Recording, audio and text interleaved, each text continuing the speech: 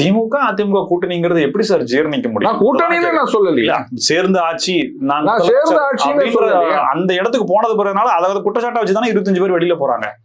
ஏங்க இப்போ எடப்பாடி அவர்கள் ஜெயிச்சதும் மு.க. ஸ்டாலின் அவர்கள் தோத்ததும் இந்த அதிமுக கூட்டணின்ற பேச்சு வந்ததுனாலயா? இல்ல, அதுக்கு முன்னாடி தானே தோத்து போயிட்டாங்க.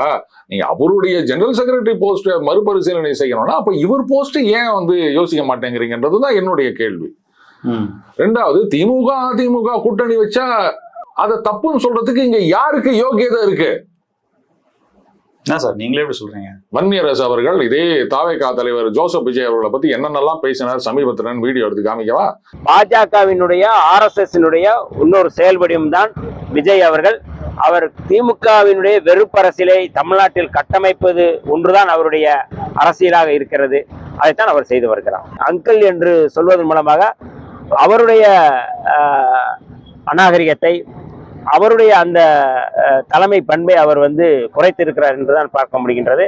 அரசியல் ரீதியாக என்ன வேணுமானாலும் விமர்சிக்கலாம். ஆனால் தனிப்பட்ட முறையில் நபர் அடிப்படையில் இந்த மாதிரியான ஒரு அநாகரிகமான அரசியலை முன்னெடுத்திருக்கின்ற விஜய் அவர்களுடைய இந்த போக்கு என்பதை விஜய் ரசிகர்களே ஏற்றுக்கொள்ள மாட்டார்கள். இன்னைக்கு அவரே அங்க மந்திரியா போறார். 50 வருஷம் சார் ஆச்சு.